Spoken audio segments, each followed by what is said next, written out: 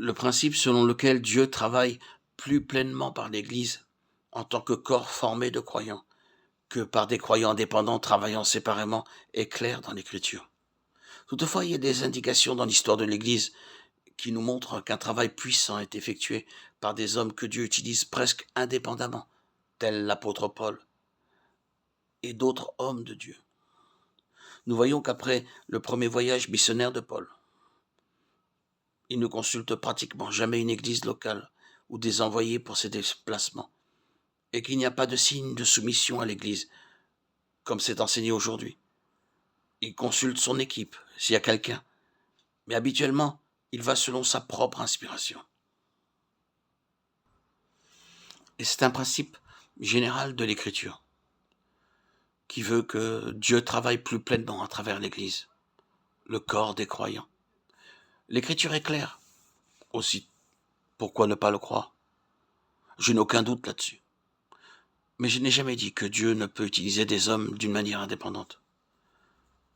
J'ai dit bien des fois que Dieu est souverain et qu'il peut utiliser n'importe qui, même Balaam, ce qui ne prouve pas que l'homme est parfait devant Dieu. Il est possible que Dieu travaille à travers moi et amène beaucoup d'âmes à lui. Il peut y avoir de grands résultats apparents, mais il peut y avoir en moi quelque chose que Dieu n'aime pas. Ne confondons pas ces deux possibilités.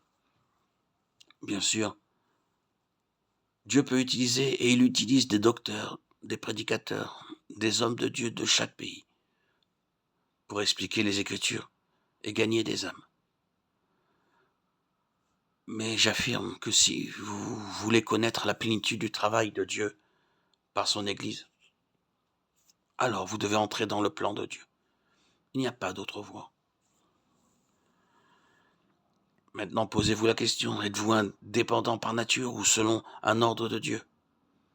Il y a des gens qui restent indépendants parce qu'ils trouvent difficile de travailler avec les autres. Ils sont mieux seuls et malgré tout, ce sont de braves gens. Pouvez-vous dire vraiment que Dieu vous a appelé pour être indépendant?